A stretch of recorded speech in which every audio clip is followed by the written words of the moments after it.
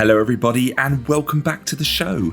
Before we begin, a quick announcement today to let you all know that we'll be taking a week off to unwind a bit, enjoy the summer and recharge our batteries. This means episode 11 will be coming to you all a week later on the weekend of August 20th. Don't worry, we're not going anywhere. For all further updates, you can find us on Twitter at @elsewherebeyond. So without further ado, let's return to The Witcher Chaos on the Pontar. You guys head on to the barge, and you have managed to take some shelter from the smog of the black smoke which is filling up the docks outside. Barksley's down with you in the lower decks, and I guess you guys have dropped off some things. Did anyone drop anything off into the crow's nest? Inside, I shouldn't really call out for listeners, the special enchanted room known as the crow's nest. No, Gorm's in a bit of a bad mood, so he just went down into the the gallery or the kitchen, or whatever you would call it. And he's just kind of sitting there with his arms on the table, feeling a bit sad. Oda takes the lockbox of gold, not in the crow's nest, the special room, but hides it away somewhere in her and Vargan's bedroom. Okay, so you hide it away, actually. Yeah. Yeah, Arthwin is going to take most of the spoils and just tuck them away somewhere in his and, I guess, Gorm, where we share a room. Yeah, except the witch hunter's garb, which is going to go into the crow's nest. I wasn't born yesterday. Damn you. Okay. Don't forget the recipes.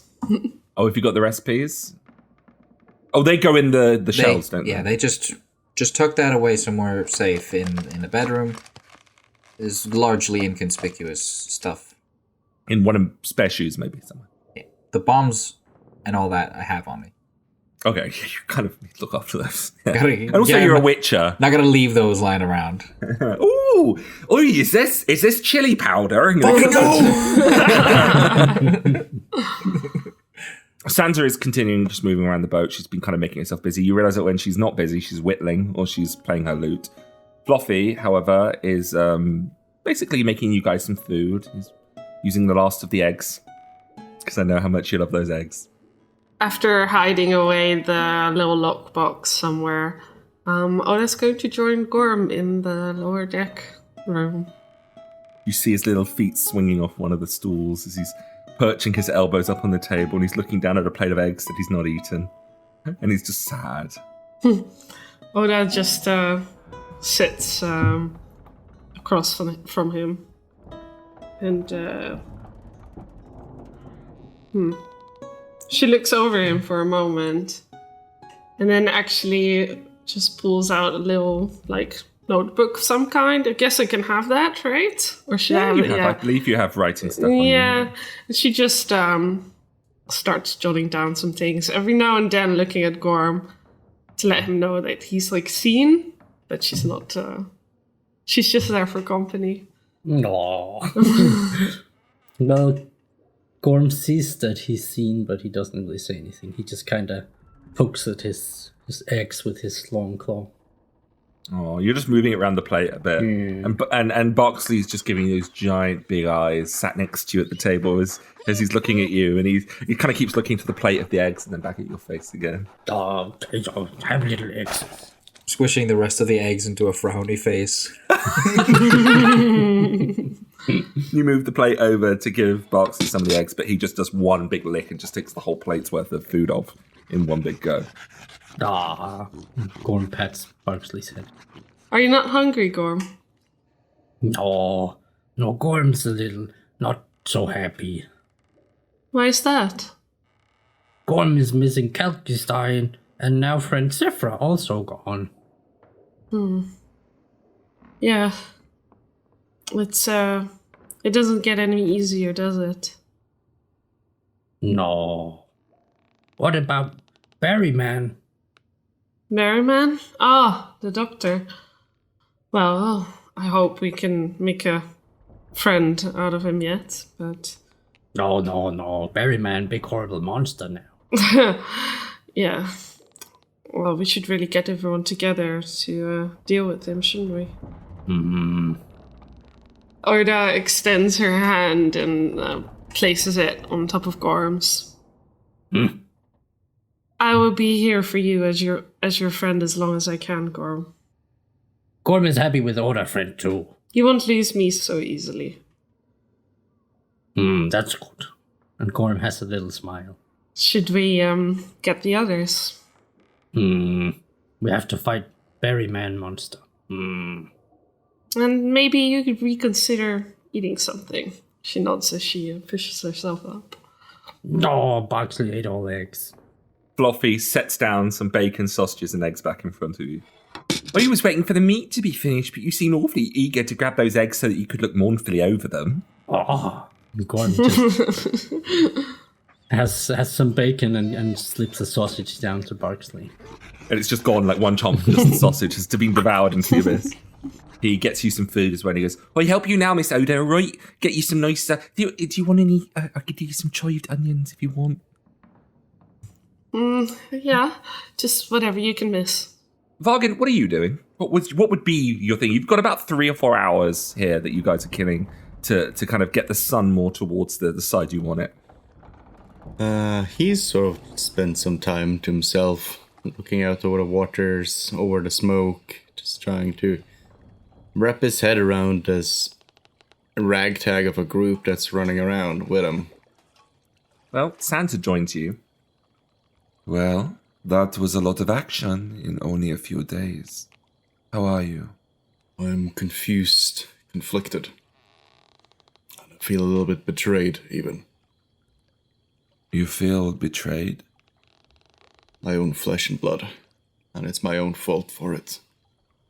I wasn't there when she needed me. You know, Vargan, I was raised in Metina. My father was nothing more than a lowly elvish stable hand. No matter how much he tried, I was never going to shoe horses and birth fowls. He loved me, even between the drinking and his duty. But my path in life was never his to lead. I was willful. I longed for the sea. My point is, that was destiny, Vargan. And destiny cannot be reasoned with. He takes like a hold over her shoulder and gives her like a nod. He smiles softly. Now come on. I want to teach you a little bit about tradition. Most of all, I want to teach you how to lie. I can lie.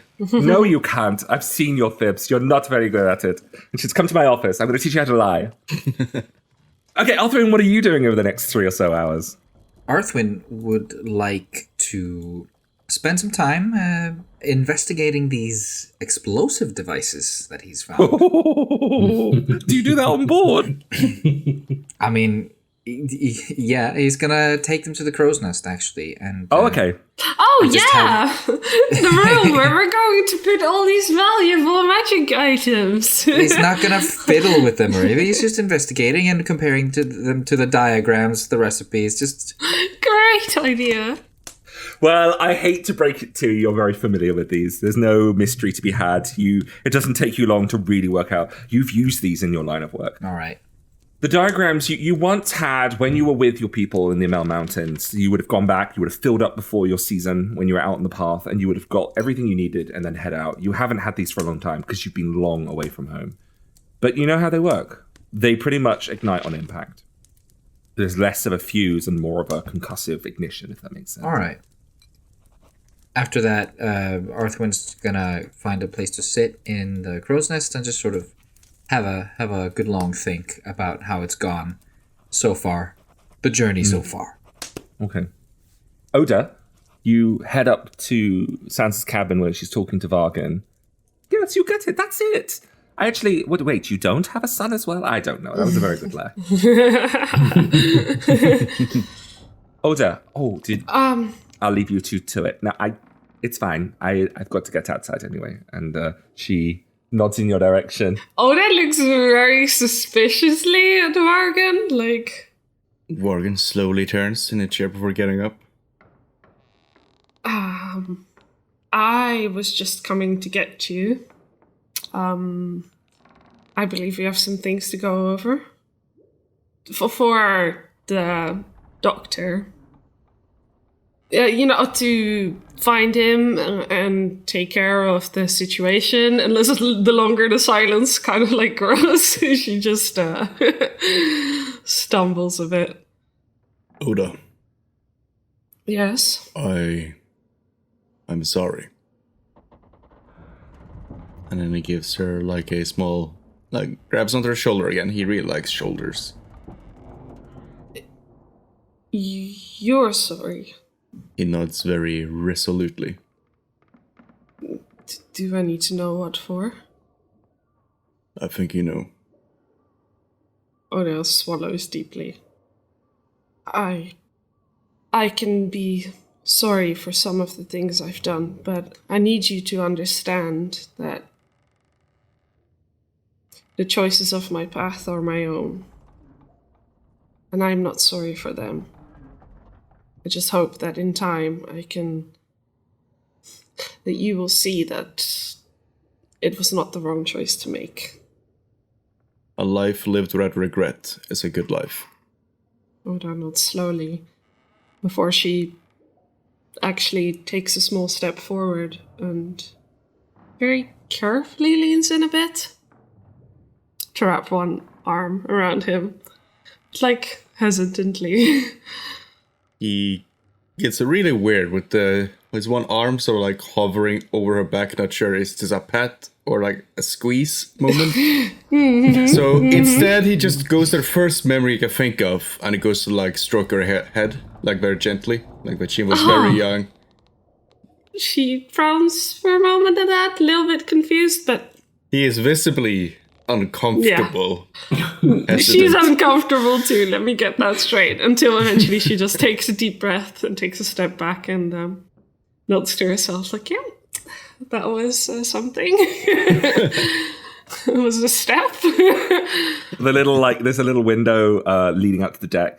You see Fluffy just staring out through the window, just tilting his head a little bit as he's looking, and he's just eating a little bit of bacon. He's like, well, I have to admit, that's awfully weird. Sansa just closes the hatch. Oh, by the sea, Fluffy, stop staring. That's how we do it in Skellige. He desperately attempts to lie. They're very convinced. Good. Right. We should find Arthwin and get on with business, yeah? Agreed. Have you spoken with Gorm? He seemed upset. I'm not quite sure what I can do to comfort him.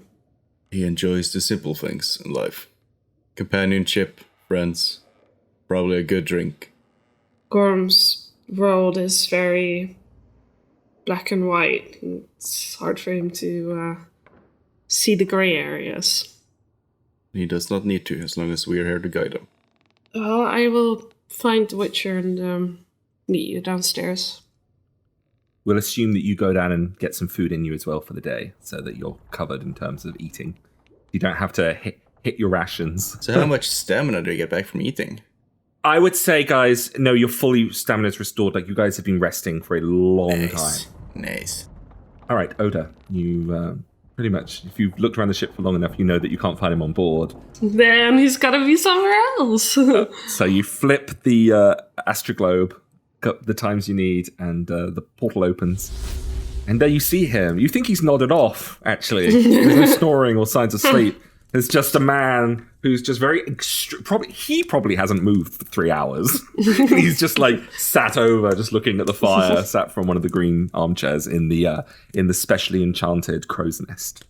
He sort of sits up and turns his head when he hears the portal open. I was hoping I would find you here. Well, there was only one place left to look. He's sort of a little distracted. Oda, can I ask you a question? Of course. And he's holding one of the bombs that he found, the dimeritium one, and he's sort of just twisting it in his hand, just looking at the design, absent-mindedly, and he pauses for a minute and he goes, Those men we killed at the brothel. What did you feel when they died? Did you feel bad for them? I wouldn't lie to you, Arthur. She moves to actually take a seat in one of the chairs near the fire. I don't think that death is as horrible as most of us think it is. I'm sure you're right. But killing them, was that... And he sort of shakes his head and he puts away the bomb. Never mind. No. No. What did you need? It is clearly important to you, Arthur. And he sort of looks her right in the eye and Did you? Please, let's just move on.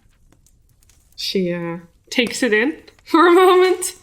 As soon as he's gotten the words out, he breaks eye contact with her, looks back at the fire. Okay.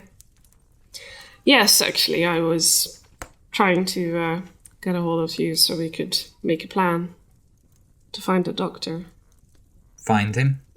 You know, take care of it. I take it we've made no progress on finding an alternative means of getting rid of the threat. I don't think so. No magical curse removal you can pull out of a hat? I wouldn't know where to begin. I figured. I'm always here if you do want to talk, she says as she pushes herself up from the chair. He nods and stands up with her. Good. Well, off to find the others. You leave the crow's nest. I regret calling it now because it's so confusing. you leave this enchanted crow's nest and you head out. You find Vargan's eating food down there. You're all down there together in the lower deck. How's Gorm looking? Is he back to his old self? He's okay. He's perhaps not as sprightly as he might be, but he seems fine. He's just petting Barksley a little bit. In a sort of quite obvious, probably to Oda, attempt to overcompensate for the seriousness of the previous discussion, Arthwin steps over to Gorm and he comically imitates his voice.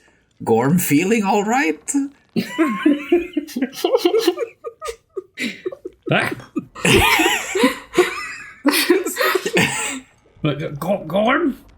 Gorm fine. He looks up to Arthur and just kind of smiles, looking a little bit confused, but... Arthur kneels down next to him, pats him on the back. Good. And Gorm just kind of holds up a piece of bacon and says, "Bacon!" Arthwin takes the bacon and takes a bite. Bacon! Actually did lick on that one a little bit, but it's still good. Let us establish our goal. We will not get paid for hunting him down anymore. We're doing this solely for the access to his books, correct? Exactly, yes.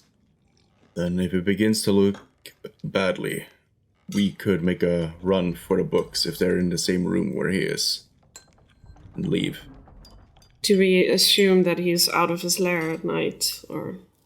That is when the murders have been happening. I'm not quite sure how self-aware the werebeasts are. Arthwin would know, wouldn't he? They are extremely hard to reason with.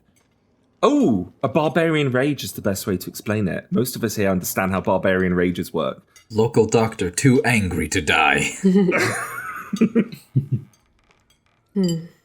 If we can retrieve his fangs without having to confront them altogether, that would be the best course. We move into his lair when he leaves? Maybe? Trap the entrance? No. We smack very hard. If we must. What if he hurt people? He will continue to hurt people. But they are not our people. But people not bad. Loath as I am to leave a creature such as him roaming the city, I haven't been paid to take care of him. best leave him to one of the other Witchers. Gorm no like it. No? No. Arthwin pats Gorm on the back.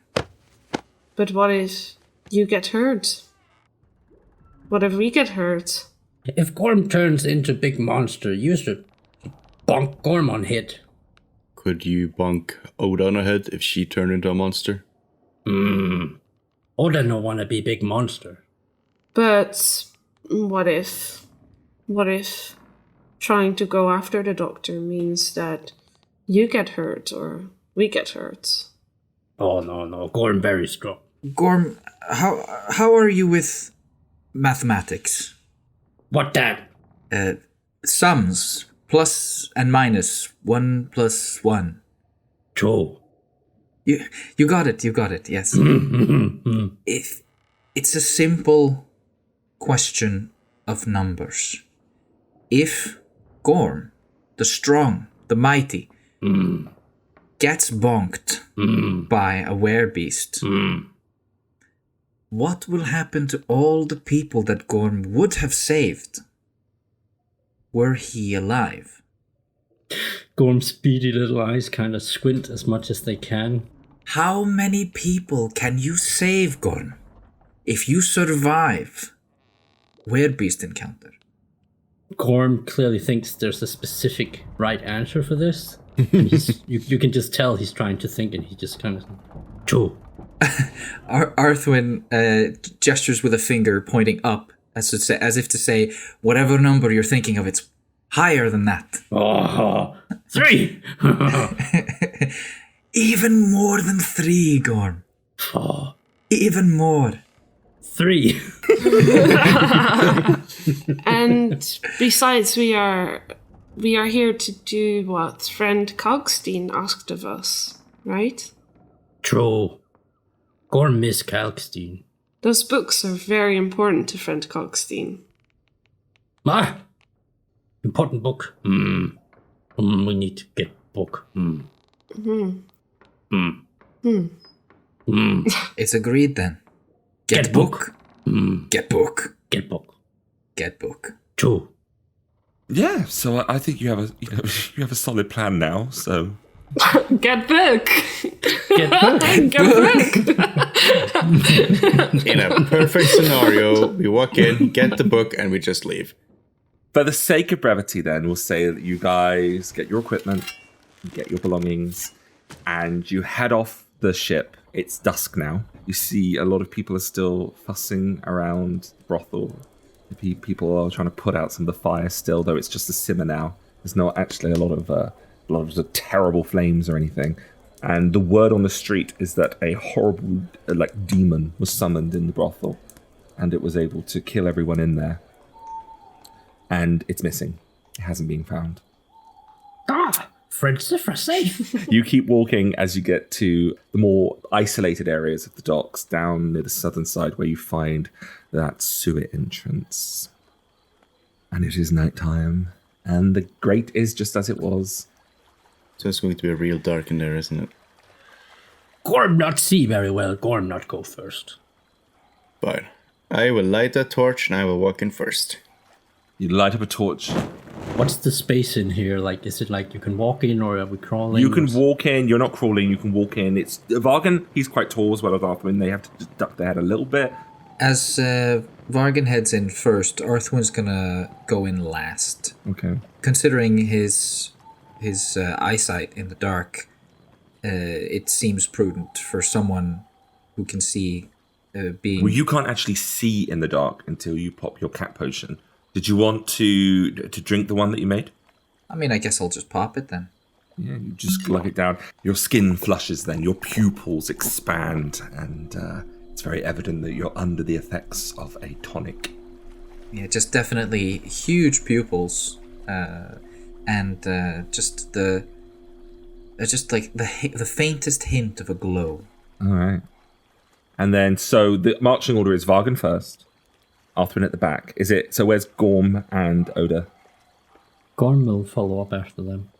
And is it just one torch you're using, or do you light up a couple? I think I might light a lantern. I think I have a lantern. I also like to preemptively string my bow and hold it in my left hand. That's completely fine. Yes. Does anyone else do something similar? Yeah, Gorm will do the same. I was thinking silver sword. Yeah, it smells like earthwind in morning down here. And it is very stinky. The sewer reeks of the city above. The foulness and the waste amplified in the warm dark.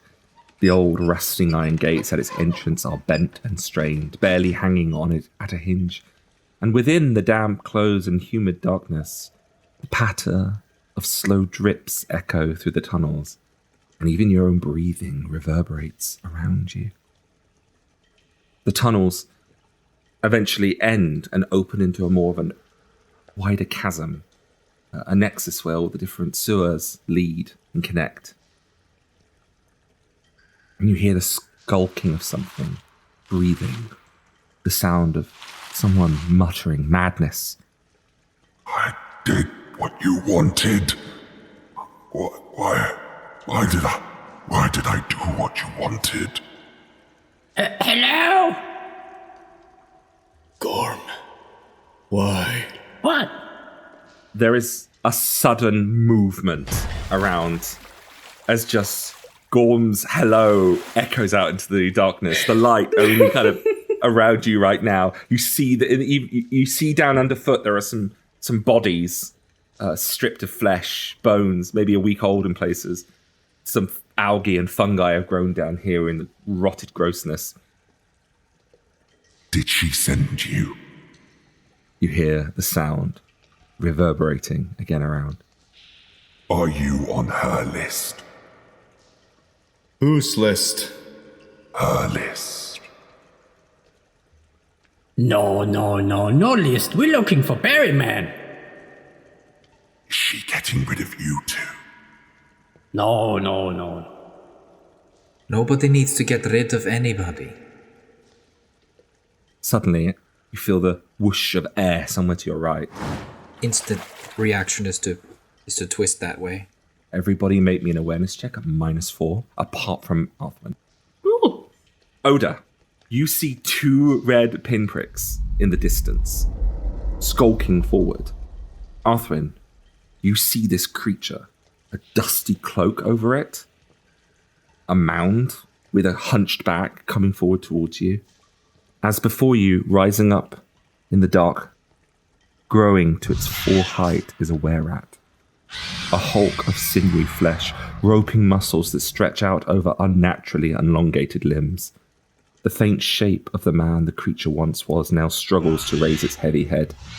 Wild, bright eyes flare at you, and the beast bears a pair of bloody, foot-long front teeth, saliva dripping from its vile hanging maw. The rat's claws on each hand are cracked, bleeding, and jagged. The beast looks ravenous and feral, and his eyes size you up as its back legs shift to pounce. On her list or not, I'll devour you! And then, Alfwin, this creature just leaps at you. I need you to defend against a single bite, all right, which is coming for you. A 28. Oh my god. Woo! I just crit. And can you imagine if that was an ambush, I would have got an extra 5 onto that. Jeez. Out of the darkness, bursting forth into the light of the firelight, you see this ravenous were-rat, twice the size of any of you, as it launches at Arthwin, plunges down on top of his body as it makes the bite. You take 22 points of damage to your right arm, but you are not poisoned. It failed the poison check. The creature howls ferociously. The blood splatters onto your left arm, Oda, across the top of the lantern, the lid of the lantern. And I'm going to need everybody but Arthwin to make me a courage check. 24. Gorm is fine. Very brave. Vargan is fine. Oda, however. Oda, you are now shaken. All right. At the top of the initiative, however, is Arthwin. This thing has just sliced into your arm. There's blood pumping out of the wound. It is right on top of you now. This is very, very serious. Right. At the attack, Arthwin lets out a a harrowing and turns to defend himself, but he can't quite make it. His immediate reaction is to attack back with 2 quick strikes with his silver sword. Oof. A 25 and a 20. Nice. It's going to reposition away from you as it tries to get out of both attacks. Oof. It doesn't manage to reposition the first one and takes your first strike with your silver sword. That's lucky. So a right arm for a right leg. Your blade cuts into it. The creature howls as it suffers the wound to the leg. Arthwin, the second one, he is now going to have to try and dodge out of. Go for it. 23. Oh. It's enough as it does swoop and dodge another one, though it doesn't reposition this time. It screams in your face, what are you going to do now? A wretched, high-pitched rat scream. You have an extra action and you haven't moved yet. Well, I'm going to try to just reposition around it a little bit. Yeah. Yeah, I was planning on igniing him. Igni, absolutely. So I'm just going to go ahead and do it. Pop off. 24. You nearly crit. That was a 9. That was good. I'm gonna. That's a full 4 stem, by the way. It is going to try and reposition. 21. It's not enough. It hits. Great. It takes some damage to the torso, and it's magic damage, so it hits pretty strong. Flames blast out of your fingers as a wave of energy and heat disperses across the creature. It lights up, for just a moment, lights up the entire room. Arthur, you've moved, you've used all your actions, that's everything you can do. It's going to make its turn just attacking with both its claws. Arthwin, you need to defend yourself against the following rolls. The first one is a 22, and the second claw attack comes to a 26. Oh my god. If you have luck, don't forget that. I do have luck. I was thinking I would be putting some luck into this. I'm gonna try to reposition out of it. 22 is enough. It's just enough. As you meet 22 for 22, you're gonna have to get out of range, otherwise you'll have to defend the second one as well. I'll take a hop backwards. Bye, Oda. Arthwin, you reposition out of the way, barely missing the claw as it swings for you. I'm sorry, Oda. Well, Oda, as you are now the only person in range, the Were-Rat is not going to waste its final attack this round. You are the light bearer. You're the only target it can reach. You do have a spell called Bone Scratch, and this is pretty useful for you in your defense. Would you like to use it here? Yeah. All right, it makes its attack.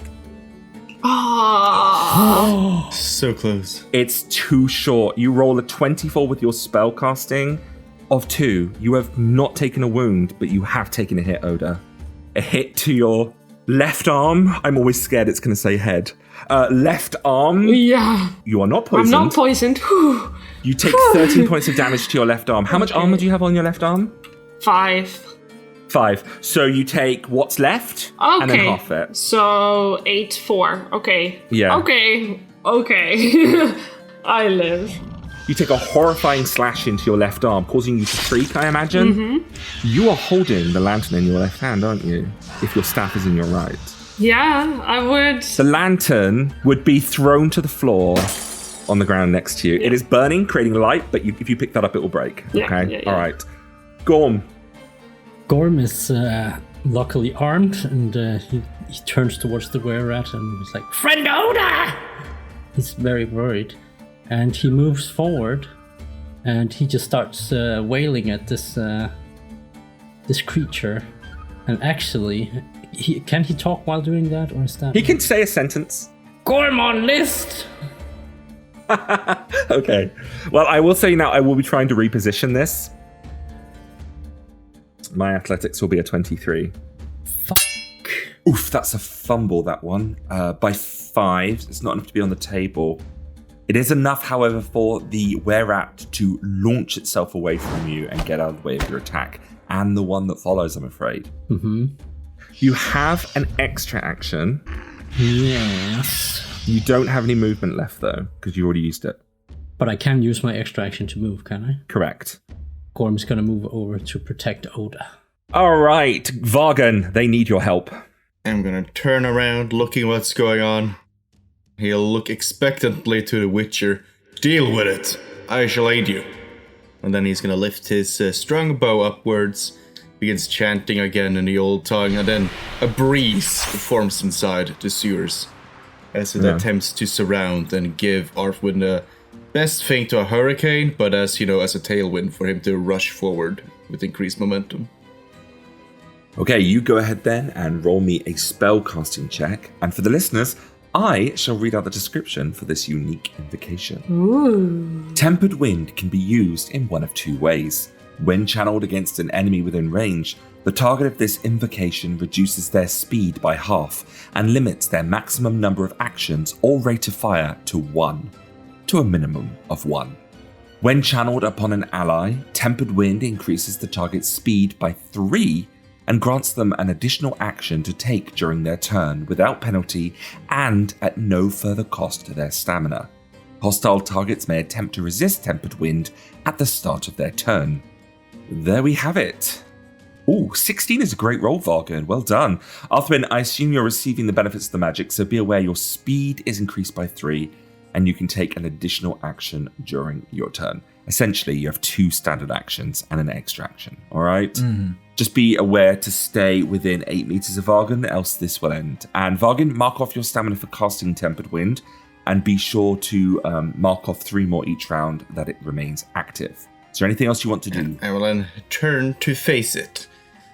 And I will then try again to continue...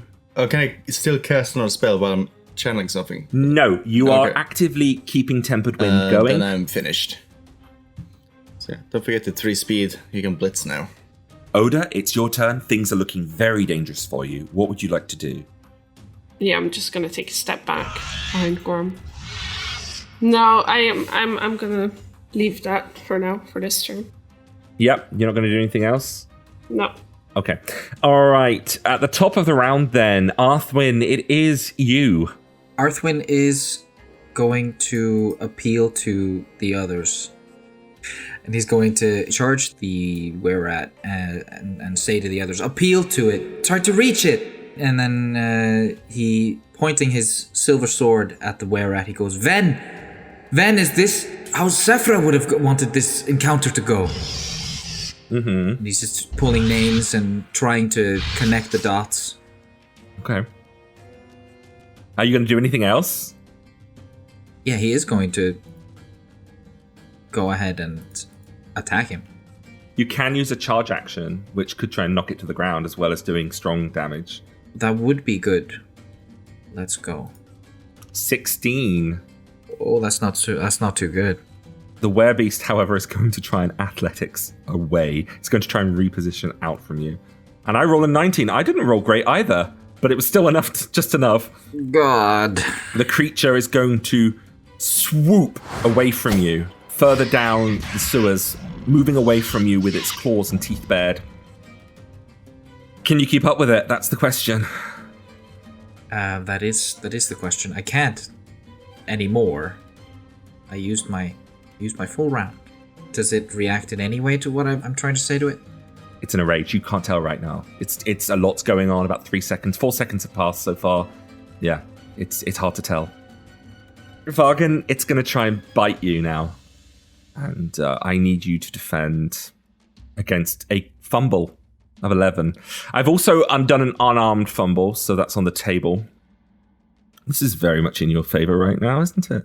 A way to set me up for only failure. Oh, gosh. Fumble. You need to go ahead and defend that anyway, 11. So what's going to happen? It's going to bite, and he's going to roll backwards. Yeah. So you're also repositioning it in the same way. As it goes in to bite you, and its foot-long, horrifying fangs come down and just slam into the space that you're in, causing it to lurch forward, and the were-rat is now officially staggered for the next turn. It is going to slink off into the shadows. Okay. All right, Gorm. Gorm can't really see it. It kind of vanishes very quick, and his eyes are quite bad, so he just kind of moves down towards where it went, but doesn't go too far. Gorn can't see it! And I'll do the prepare, to guard thing. You can ready an attack if it comes out the darkness, and you could just do a single strike on it if you want. And that would be your whole action, your action. Okay, yeah, let's do that. Yeah, so if it comes into range, you get to hit it. Yeah. Vargan, it comes to you again. Yeah, you mark off your 3 stamina for channeling. That's iffy. I'm going to continue to channel it, which will quickly depend on what Arthur's going to say. Are we going to slay it or talk it to death? Very aggressively so, as he stands there focusing on the magic leaking out of him. Arthwin does a flourish of his sword and looks back to Varg and goes, just exploring every option. Then I shall continue to channel him with the speed of the wind and not very helpfully look in the direction where it went. That's about all he can do. What would you do? Anything else? You can, whilst you're actively channeling, you can shoot and all kinds of things like that. Can I throw my torch forward a little bit? Yes, you can. I will throw it over here. Hey! Hey! You revealed the werewolf in the dark. Well done. That was a lucky throw. Anything else you want to do? The torch scatters across the ground and reveals that area now. Then I will not use an extra action or anything. I'll just throw forward and save it. Okay. All right. Odor of the Old Ways. I pick up my lantern. Okay, well, if you pick it up, it might break. Oh, seriously? You can make a craft check to try and keep it together. No, I'll leave it there. Okay. All right. I just take a step to the left so that I can sort of see the were-rat. You can see it now. Yeah. It's looming and ready to pounce again. You were cursed, weren't you, Dr. Venn? Aren't you supposed to heal people instead of harm them? Okay, is that what you're just going to say? Yeah. Make a persuasion at -5. Wargan's going to look at her direction. Did you not listen to what I just said? Wow. I can't really punch it from here, can I? No.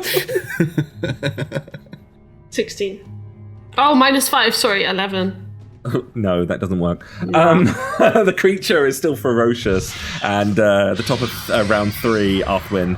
Some are negotiating, some are fighting. I think some coordination's in order. Arthwin, I think he's going to make the executive decision to move. You have 3 extra speed from me, yeah. Actually, going to stop at 7. I'm not going to use it because I am going to use one of my bombs. Okay. Yeah, I'm going to go with the crazy one, that dancing star. If you have any luck, use it now, because I will be repositioning out of the bomb when it's thrown at him. Yeah, I'm using the lot. This is a skill to throw the... Just a basic athletics roll with the luck on it, because you are throwing the object. It's basically athletics versus athletics, because the werebeast is going to have to reposition out of the blast. No. You roll a 25. That's shit. It's not It's pretty good. I used all my luck on this. I am now going to roll the wererat's defense against that. Fumble it, man. 24. Oh, dude! You hurl the bomb through the air, and as if everything passes in slow motion, the whole party, all of you, your eyes trace the glint of the bomb's metal reflecting off the torchlight. The wererat sinks deep into its heels, ready to spring away, but the bomb bounces down onto the soiled stonework beneath the monster. Once, twice, and then bouncing again on the third. And on that third, a great bout of flame just spews up and engulfs the creature in a torrent of unforgiving heat and fire. The wererat is set on fire now, 100% chance of that, Arthwin. So can you go ahead and roll me a 5d6 for the bomb's damage as well? 5d6. And please be aware, as this is a bomb, the damage will be dealt to every single location. Oh. 18 points of damage. Again, that damage targets each location separately to the head, torso, arms, and legs. The creature does have armor left, and very few hits have been made to it. I am reducing damage by that armor and also by location modifiers. Jeez, but that damage to the head, goodness me. Okay, right. Are you ready for this, Arthwin? You killed it. There is a massive explosion. The whole cavern lights up. Vargan, You feel a horrible crushing sensation as a tuft of fur, sinew, and bone is hurled into your torso, nearly knocking you back into odor. Gorm, a were-rat's hand slaps you across the face as it's dismembered and flies over the top of you. There are splatters of were-rat against the wall behind, and then on its knees, half of its face missing, the arm missing, the torso exposed, the organs just pouring out. And combat comes to an end. The Witcher ends it with a single bomb. Gorm kind of there's just like a second of just like, what? But then he like raises his arms and his weapons above his head and like, yeah, Witcher, big boom! The Witcher's like panting and just like, big boom, Witcher! And he looks back and he looks at Gorm. It seems like he's considering how to react to this, the fanfare. But after a second of consideration, he just raises his sword and goes, big boom.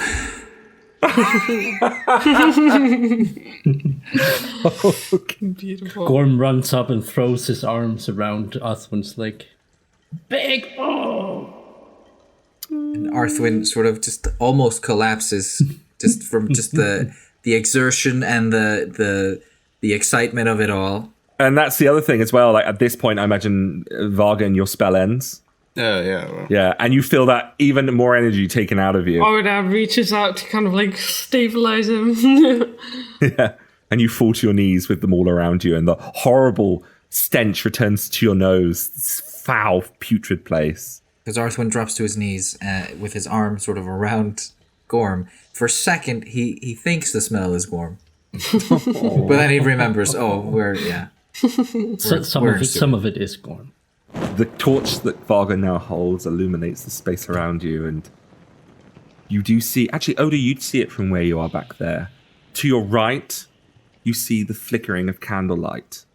Kind of glows in the distance further down the tunnel. And the only other light you see is the corpse of a mutated creature burning.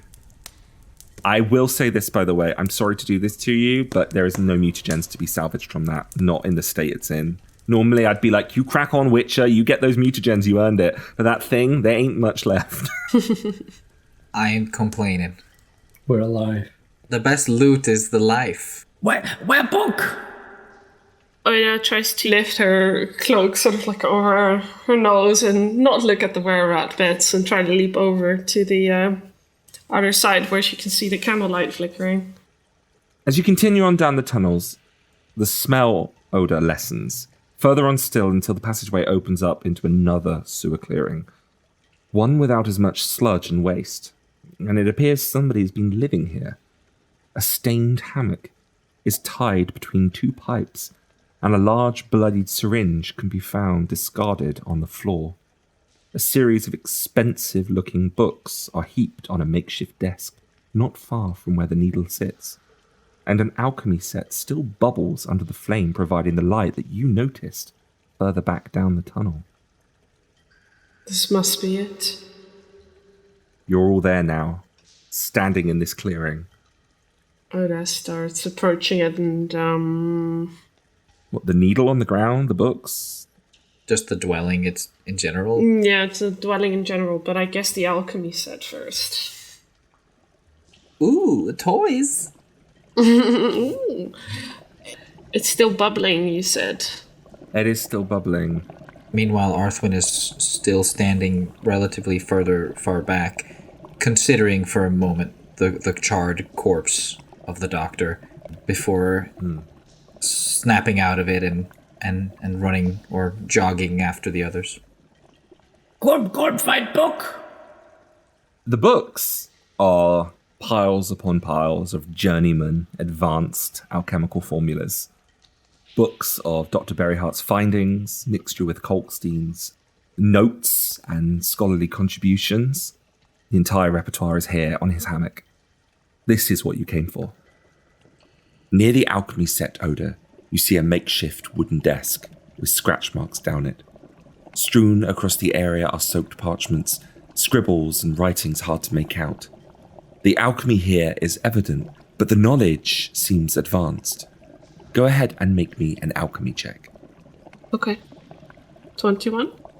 You take a moment to pick between the ramblings of a sleep-deprived and maddened man and that of the notes of a well-renowned physician and skilled alchemist. With each reread, it is clear these were desperate attempts to find a cure, a miracle tonic of salvation for his affliction. Evidently so, Dr. Van Berryhart was unsuccessful. He was trying to cure himself. I start very carefully gathering all the notes he's got. Oh, the alchemy set, by the way. Yeah. It's a +2 alchemy set. Ooh. Okay. Is it like huge? It's massive, yeah. Okay, so what is bubbling in it? Does it look like anything that I can recognize?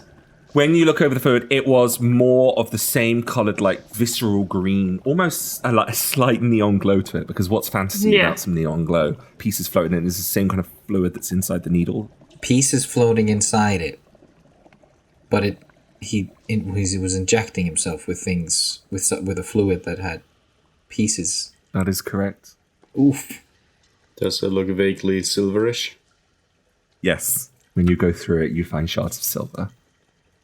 Let's maybe tie up the hammock and see if we can take the alchemy set with us as well. We can't let the doctor's knowledge be in vain. Go on, carry books.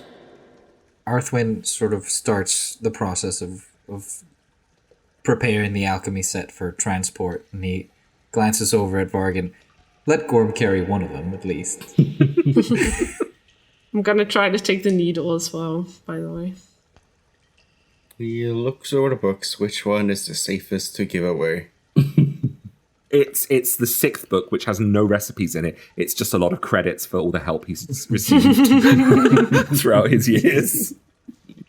I mean, that's pretty useful still. That's like a network of people who know alchemy. Walked into that one, haven't I? But yes, absolutely. Absolutely. You done goofed. Get rid of that one, Gorm. Fall in the sewage. So then, standing together in those stinking sewers, and after having collected the doctor's books, supplies, and his tools, I think that is where we'll bring today's episode to a close. A quick reminder then that we'll be taking a short break next weekend, so be sure to catch episode 11 on the weekend of August 20th, when we'll be back for The Witcher: Chaos on the Pontar. And until then, bye-bye.